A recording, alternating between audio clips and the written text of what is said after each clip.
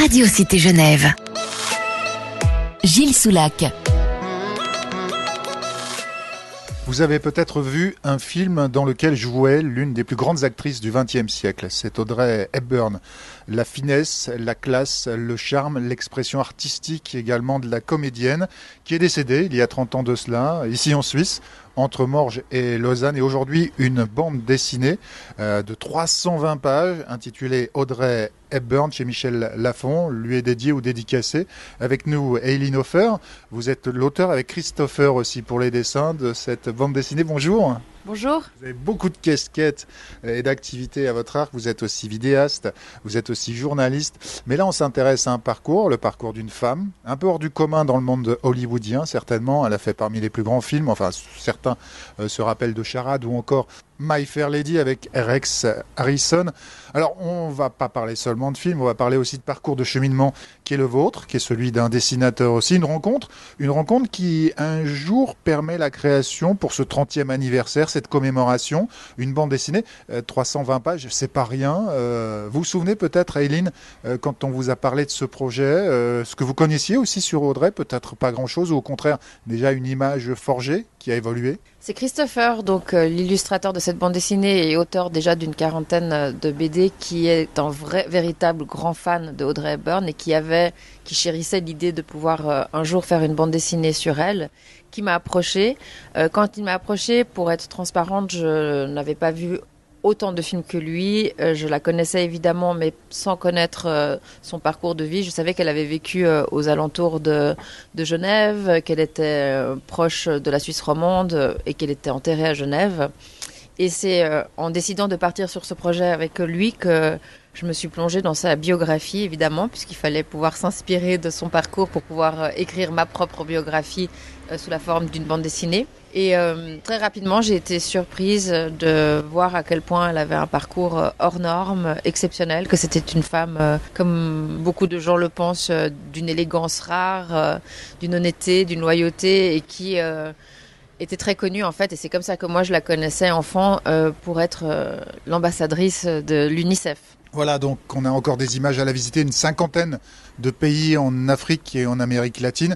Alors Audrey Hepburn, c'est aussi un destin particulier. Née dans une famille assez aisée, il en est, une famille avec des distorsions très délicates. Mais vous commencez votre livre par elle, par Audrey Hepburn, avec un discours qui pourrait être le sien. Ma vie, c'est quoi ? Si je devais raconter ma vie, je suis née tel jour et quelques semaines plus tard, je suis morte. Pourquoi ? Parce qu'elle a eu un problème de santé quand elle était encore un tout petit bébé et elle a failli s'étouffer et sa mère a dû la secouer comme un pommier pour qu'elle puisse passer de la couleur verte à rose et reprendre son souffle. Ce qui avait évidemment donné une peur bleue à la maman, persuadée qu'elle la perdait à ce moment-là. Alors, une maman et un papa en couleur, avec des engagements politiques du papa qui sont délicats, avec le nazisme de l'époque, né dans une ville, je crois, à Auschwitz, côté autrichien. Alors, c'est une femme aussi qui va être confrontée à des difficultés assez rapidement, la dissension dans la famille, mais aussi la faim. Et ça, c'est ce qui fait peut-être qu'on garde une image d'une femme extrêmement fluette, extrêmement fine, c'est ça ?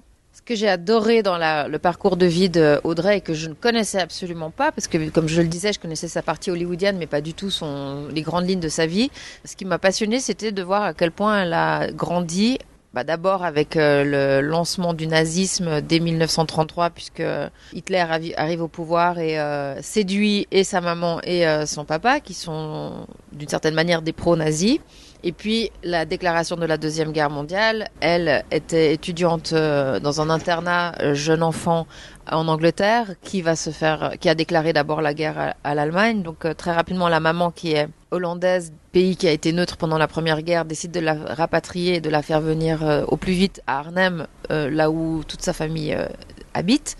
Et malheureusement, malgré l'idée que cette ville et ce pays ne pourraient jamais être occupés, l'armée allemande décide d'envahir la Hollande et elle va vivre toutes les années de guerre de 39 à 45 sous l'oppression nazie et vivant évidemment des catastrophes avec ce qu'on a connu historiquement. On parle de l'hiver 1944-45, de l'hiver de la faim, où la population a été complètement affamée par les nazis qui interdisait l'entrée de ravitaillement en Hollande. De là, sa silhouette toujours très fragile.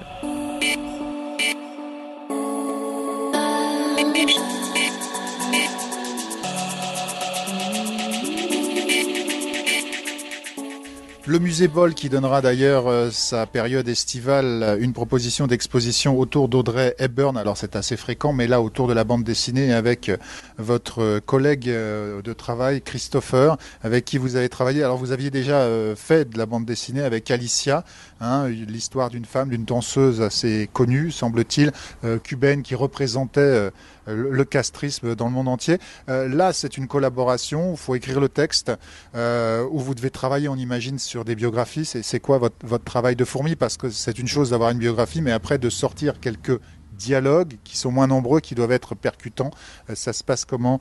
Et Eline Hofer? Dans le cas de la bande dessinée Alicia, à savoir mon premier livre, je me suis beaucoup inspirée de mon propre film, puisque en tant que cinéaste, j'avais séjourné 3 mois à Cuba et j'avais ramené plus de 20 heures de rush.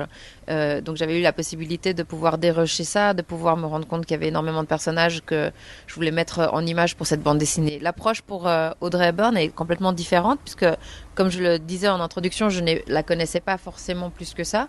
Ma méthode de travail en tant que scénariste a été de me plonger dans sa biographie, de lire une quinzaine de ses biographies. Il y en a plus, mais j'ai cessé à un moment donné de lire les autres parce que je me suis dit, voilà, je connais suffisamment son parcours.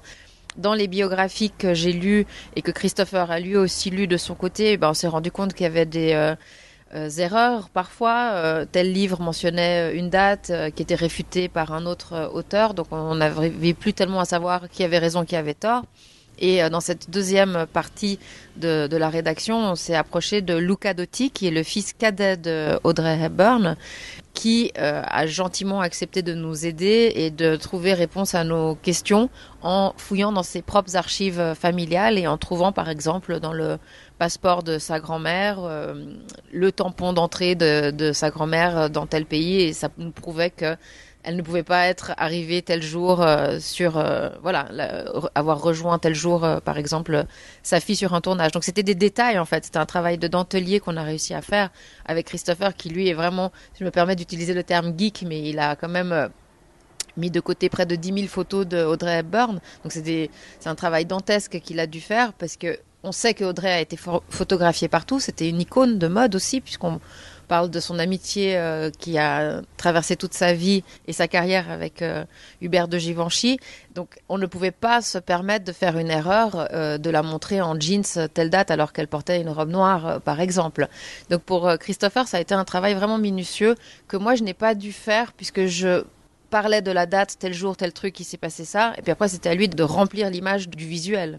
Alors, c'est pas simple parce que c'est toute la vie d'Audrey Hepburn. Donc il y a les dessins qui sont faits, il y a les textes. Là, on commence par les textes, par les dessins. Qui travaille après qui ou avant qui? Vous êtes tout le temps en collaboration? Alors, ça s'est passé d'une manière assez séparée. J'ai d'abord, moi, travaillé seule de mon côté durant presque 1 an sur le scénario. Donc, comme je dis, il y a la phase d'abord de recherche, d'enquête, d'interview aussi, puisque j'ai pu interviewer quelques personnes qui l'ont connu de son vivant. Et c'était intéressant parce que ça rajoute justement de la matière que pas forcément tous les biographes pouvaient posséder. Parallèlement à ça, j'ai regardé toute sa filmographie, mais je me suis aussi penchée sur la filmographie des réalisateurs qui ont travaillé avec elle, comme Billy Wilder, King Vidor, etc. Donc j'ai regardé tous leurs films à eux. Et je me suis aussi penchée sur la biographie des acteurs qui jouaient à ses côtés pour pouvoir connaître un petit peu leur parcours. Et une fois que j'avais emmagasiné tout ça, c'est comme si on est habité par un personnage et par toutes ces informations. Et la phase d'écriture était assez simple pour moi. Qu'est-ce que je commence à faire? Je visualise peut-être, sans rentrer trop dans les détails de la mise en scène, puisque ça c'est vraiment la partie qui plaît beaucoup à Christopher, donc je le laissais libre pour ça, mais je donnais des indications. Donc on a commencé avec le jour 1, sa naissance, et on est terminé par la fin, sa mort. Et entre deux, il fallait remplir avec 320 pages toute sa vie. Donc octroyer une grande partie à son adolescence et son enfance, puisque c'est une partie charnière de sa vie qui va la marquer pour la suite. Elle va être toujours fragile au niveau de sa santé parce qu'elle était affamée, elle a vécu cette famine quand elle était adolescente.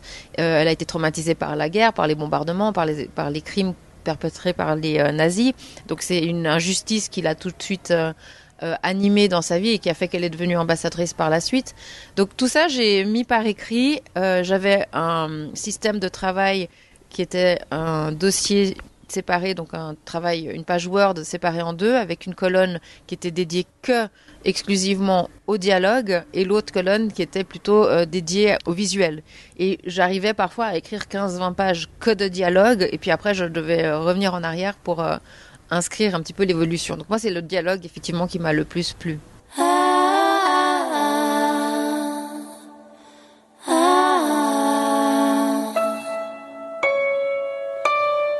Alors, qu'est-ce que cela apporte? Parce que vous écrivez aussi, vous êtes journaliste, qu'est-ce que cela apporte la bande dessinée? Surtout sur une biographie, ce qui est rarement le cas. Donc après, évidemment, dans le monde de la vidéo, il y a des histoires, mais souvent les personnages ne sont pas là, on prend des images d'archives.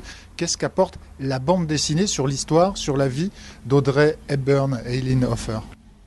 Alors, je ne devrais pas partir du point de départ du fait que je suis journaliste, mais plutôt cinéaste. En fait, c'est visuel pour moi, la bande dessinée. C'est ce que je trouve fascinant, c'est que on peut avoir quelqu'un qui sourit ou qui est triste et puis lui faire dire une phrase et le fait d'associer l'image au texte, on comprend que c'est du 3e degré ou du 2e degré, qu'il y a du cynisme. C'est ça que la bande dessinée peut apporter. Le cinéma, évidemment, ça coûte une fortune, ça demande une 40aine de personnes pour pouvoir mettre en scène telle ou telle scène. Imaginez de faire la biographie de Audrey Hepburn filmée, ça aurait coûté un budget colossal parce qu'on aurait dû prendre des costumes d'époque, on aurait dû prendre des chars nazis, etc. Donc il y a des figurants qui auraient dû être organisés. Vous imaginez donc le travail. Alors que ici, quand on parle d'une bande dessinée, je pouvais sans aucun problème décrire à Christopher qu'elle est perdue dans une foule d'habitants, qu'il y a 1000 personnes qui défilent dans les rues ou autres, et c'était facile pour lui de pouvoir essayer de recréer cet environnement. Alors, c'est une femme d'Hollywood, c'est une femme du cinéma qui était un peu hors de son temps peut-être, c'est une femme qui s'est engagée avec l'UNICEF, une femme qui a un parcours particulier. Qu'est-ce qu'elle peut apporter aussi en tant que femme pour notre époque, Aileen? Est-ce que vous voyez comme ça des éléments qui donnent peut-être, parce que c'est une icône, hein, vous l'avez dit, quand on parle d'elle, elle n'a cessé que de prendre de l'importance, me semble-t-il, depuis ces dernières décennies. Quelle est, pour des femmes qui nous écoutent aussi, peut-être, ou des hommes, quelle est cette présence peut-être emblématique d'Audrey Hepburn? Parce que quand on cite le nom, simplement, ça fait partie des grands personnages. C'est une grande dame qui n'a jamais été une diva. Elle a toujours voulu rester humble et loyale et honnête et transparente. Elle était toujours à l'heure quand il s'agissait d'arriver sur un tournage, comparé par exemple à une Marilyn Monroe qui était connue pour ses esclandres, pour ses arrivées tardives, pour mettre en péril les tournages sur lesquels elle était. Donc ça n'avait rien à voir avec Audrey, qui quand elle donnait son amitié ou quand elle donnait sa parole, la tenait et préservait jalousement ses amitiés. Elle a été une personne blessée dans son enfance par la disparition de son père qui, à cause de la Deuxième Guerre mondiale, a dû prendre un chemin qui n'était pas le même qu'elle. Déjà, ses parents avaient divorcé, mais il est resté en Angleterre. Elle a dû partir vivre la guerre en Hollande et donc elle n'avait aucune nouvelle de son père, s'il était vivant ou mort. Après, elle l'a cherché par tous les moyens, elle n'arrivait pas à le retrouver et elle a toujours souffert de ne pas avoir de nouvelles de son père, et quand devenue célèbre, elle apprend après 15 ans que son père est encore vivant. C'est son premier mari, Mel Ferrer, qui va lui faire la surprise de l'amener en Écosse pour lui faire rencontrer, ou en Irlande, je sais plus maintenant, pour lui faire rencontrer son père qui est un monsieur âgé, et elle est blessée dans son cœur, dans son âme, de pas avoir eu de nouvelles de lui. C'est la personne qu'elle aimait le plus, qu'elle chérissait le plus au monde, et qui a fait qu'elle a commis peut-être certaines erreurs en n'épousant pas forcément les bonnes personnes. Donc ça, je trouve que c'est un message assez fort de voir comment est-ce qu'on peut commettre des erreurs et comment on décide finalement de rompre avec ces hommes et puis de se libérer, délester du fait qu'à l'époque, de nouveau, il faut remettre ça dans le cadre, c'était important pour une femme d'être mariée, c'était important pour une femme de rester dans l'ombre de son mari, alors que c'était elle qui était la star quand elle était mariée avec Mel Ferrer. Donc toutes ces choses-là, ça a pris du temps pour qu'elle puisse l'apprendre, et puis finalement, elle a eu sa 3e période de vie quand elle est devenue ambassadrice pour UNICEF, qu'elle a passé aux côtés de Robert Wooders, qui était juste un homme en or et qui a été enfin l'homme qui pouvait la respecter et lui apporter toute la bienveillance qu'elle méritait. Merci Eileen Hofer, donc cet ouvrage, plus de 300 pages, mais il fallait du temps pour exprimer tout cela. Audrey Hepburn, une commémoration de son décès ici en Suisse, il y a 30 ans. Une bande dessinée donc à découvrir avec Christopher. Vous serez aussi pour l'exposition d'été, pour l'exposition donc temporaire au musée Boll à Morges, donc vraiment à découvrir. On imagine que vous allez faire des dessins grand format, enfin il va y avoir vraiment une belle exposition. Christopher est à 100% dessus à l'heure actuelle et nous prépare de grandes surprises et de belles planches.